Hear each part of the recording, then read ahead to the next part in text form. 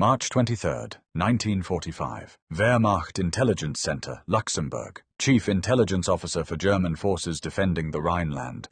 Examined reconnaissance photographs with growing frustration. American forces were massing near the Rhine crossing points. Dozens of Sherman tanks, artillery batteries, supply depots, and what appeared to be an entire armored division preparing for a major assault. His staff had been tracking this build-up for 3 days. Radio intercepts confirmed heavy tank traffic. Sound detection equipment recorded the distinctive engine noise of massed armor. Aerial reconnaissance showed tank formations in positions that suggested an imminent crossing attempt near Viersen. The Americans are concentrating at least a full armored division here, von Luttwitz told his operations officer, Major Klaus Steiner. Perhaps the 6th Armored Division based on unit identification. We need to reinforce this sector immediately or they'll break through when they attack. Steiner nodded agreement. Sir, I'll prepare orders to shift the 9th Panzer Division north to counter this threat. But that will weaken our defenses along— We have no choice, von Luttwitz interrupted. The Americans don't mass armor like this unless they're planning a major operation. If we don't reinforce, they'll achieve breakthrough and be in the Ruhr within days. The decision was made. German forces, already stretched desperately thin defending against Allied advances, shifted precious armored reserves northward to counter what reconnaissance, radio intercepts, and every intelligence indicator confirmed was a massive American armored force preparing to cross the Rhine. What Oberst von Luttwitz couldn't know, what German intelligence had no framework to anticipate, was that the armored division his forces were repositioning to defend against didn't exist. The Sherman tanks were inflatable rubber, the artillery pieces were painted canvas on wooden frames, the supply depots were empty tents, the radio traffic was recorded and rebroadcast, and the entire elaborate deception was being orchestrated by 1,100 American soldiers, artists, designers, sound engineers and actors, who collectively formed the most unusual military unit in U.S. Army history, the 23rd Headquarters Special Troops,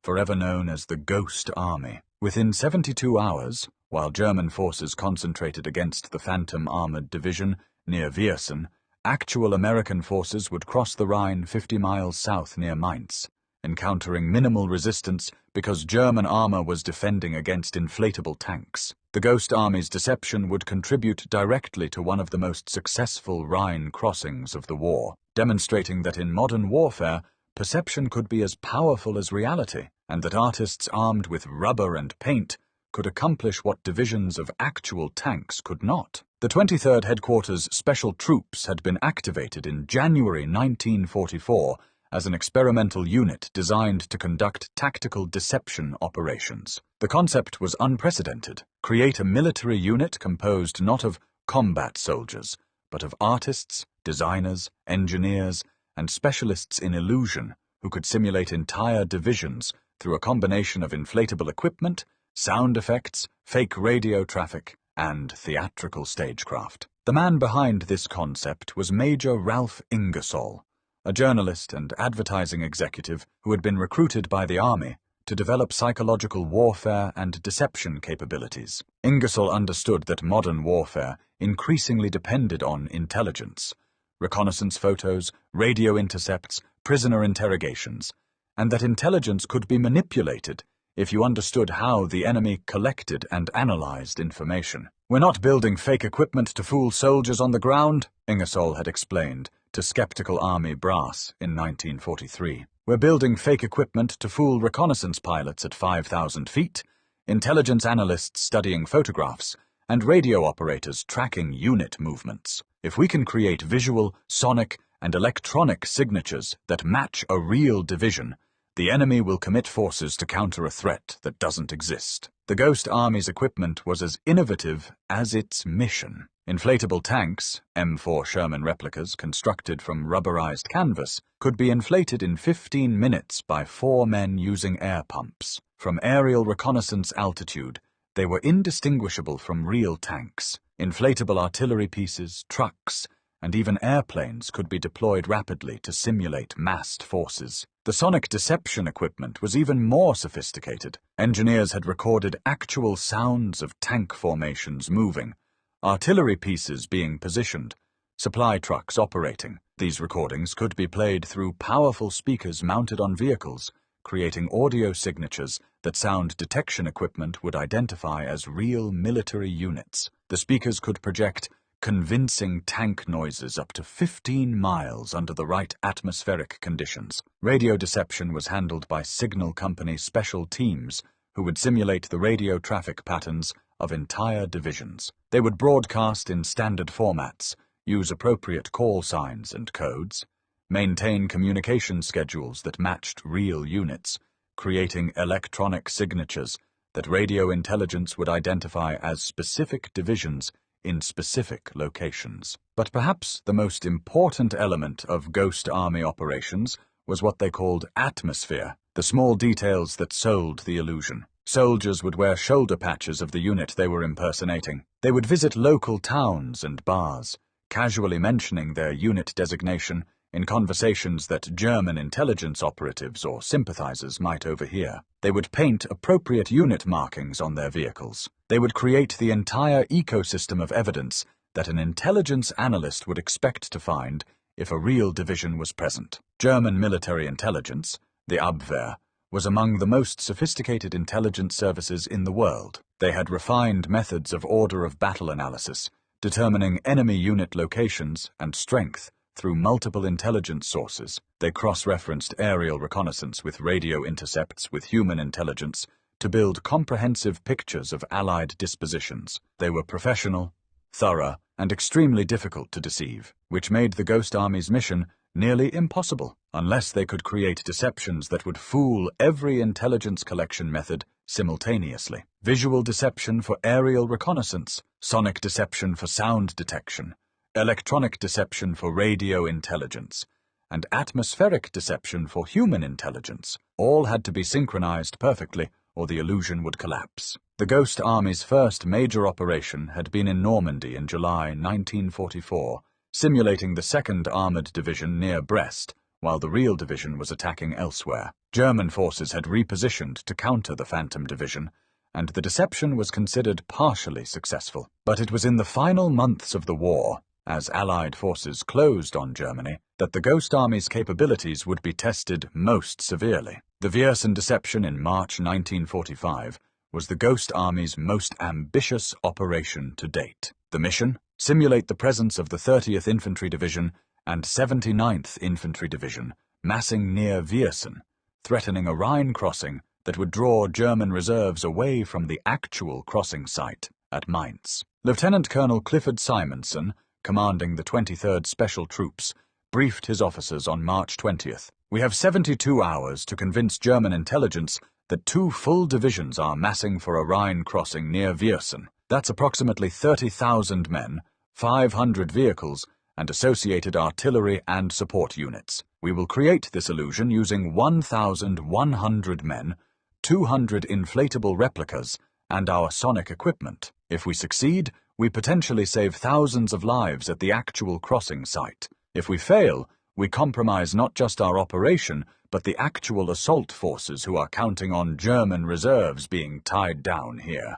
The Ghost Army deployed to positions near Viersen on the night of March 20th to 21st. Working in darkness, teams inflated rubber tanks and positioned them in formations that would appear realistic from aerial reconnaissance. By dawn, what had been empty fields now contained dozens of Sherman tanks in standard armored formations. Inflatable artillery pieces were positioned in battery formations. Fake supply dumps were erected using empty crates and camouflage netting. At sunrise, German reconnaissance flights photographed exactly what von Luttwitz's intelligence staff expected to see: American armor massing near a potential Rhine crossing point. The photographs showed proper spacing, appropriate positioning, realistic shadowing. The analysis concluded these were real tanks. That night, the sonic deception began. Specially equipped trucks positioned near German listening posts began broadcasting recorded sounds of tank movements, supply operations, and artillery positioning. The sounds matched what German sound detection equipment would expect to hear from armor formations preparing for a major operation. Simultaneously, radio operators began simulating the communications patterns of 2 infantry divisions. They broadcast in appropriate formats, used standard call signs, maintained the communication schedules that division-level headquarters would follow. German radio intelligence units intercepted and logged these transmissions, adding them to their order of battle analysis. The atmospheric deception was perhaps most critical. Ghost Army soldiers wearing 30th and 79th Division patches visited towns near the operation area. They drank in local bars, where they casually mentioned their units and complained about the upcoming Rhine crossing. Some accidentally left marked maps in cafes. Others were observed by local civilians who might report to German intelligence. Every detail reinforced the illusion that 2 full divisions were present. For Oberst von Luttwitz, studying the intelligence accumulating over 3 days, the picture was clear and consistent. Visual evidence from reconnaissance photos. American armor was massing near Viersen. Sonic evidence from listening posts. Tank formations were being positioned. Electronic evidence from radio intercepts. Division-level headquarters were coordinating major operations. Human intelligence from informants. American soldiers from the 30th and 79th Divisions were present in the area. Every intelligence discipline confirmed the others. This was the gold standard of intelligence analysis, multiple independent sources corroborating the same conclusion. Von Luttwitz had no reason to doubt, and every reason to believe that a major American assault was imminent at Viersen. Recommend immediate reinforcement of the Viersen sector with available armor reserves, von Luttwitz's report to Army Group B headquarters stated. All intelligence indicators confirm American concentration of at least 2 divisions preparing Rhine crossing operation. Enemy attack expected within 48 to 72 hours. Field Marshal Walter Model, commanding Army Group B, faced an impossible situation. He had insufficient forces to defend the entire Rhine front. He had to concentrate his limited armor reserves where they would be most effective. Von Luttwitz's intelligence seemed conclusive. The Americans were massing at Viersen.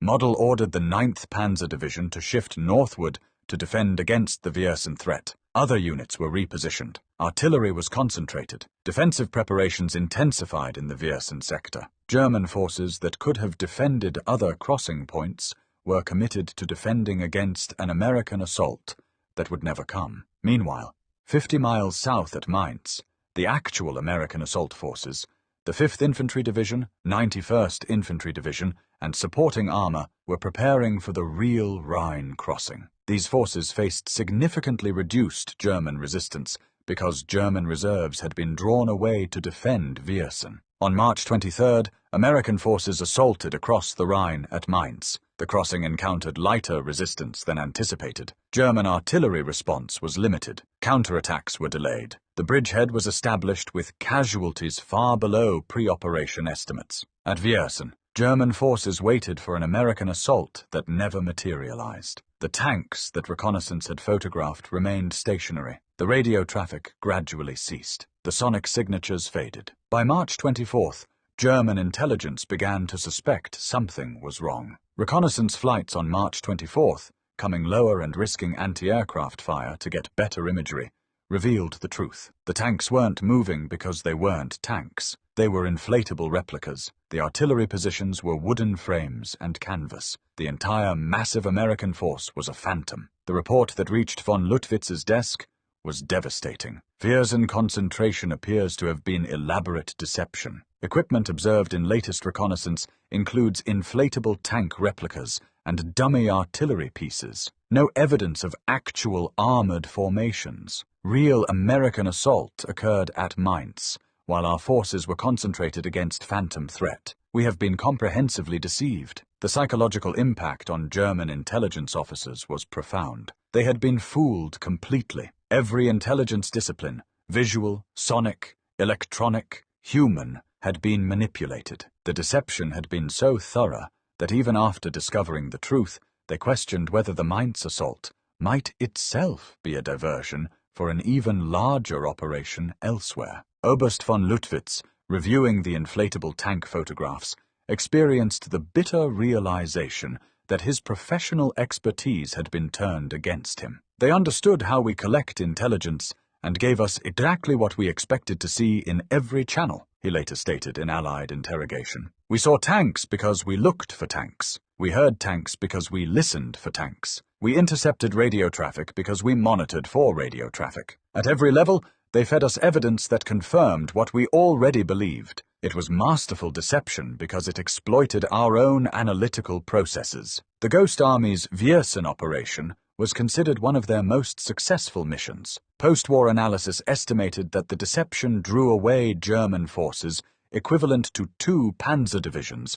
from the actual Rhine crossing sites. The reduction in German resistance at Mainz contributed to American casualties being approximately 40% lower than pre-operation estimates. Thousands of American lives were potentially saved by inflatable tanks and sound effects. German officers who had initially mocked the concept of inflatable decoys, when rumors of such equipment first circulated in late 1944, stopped laughing after Viersen. They recognized they had been outmaneuvered not by superior force, but by superior understanding of how intelligence systems worked and how analysts could be manipulated. Major Klaus Steiner, von Luttwitz's operations officer, captured the shift in German perspective. At first, when we heard the Americans were using rubber tanks, we thought it was absurd. Toys for children, not serious military deception. We were trained to analyze evidence, to cross-reference sources, to apply rigorous intelligence methods.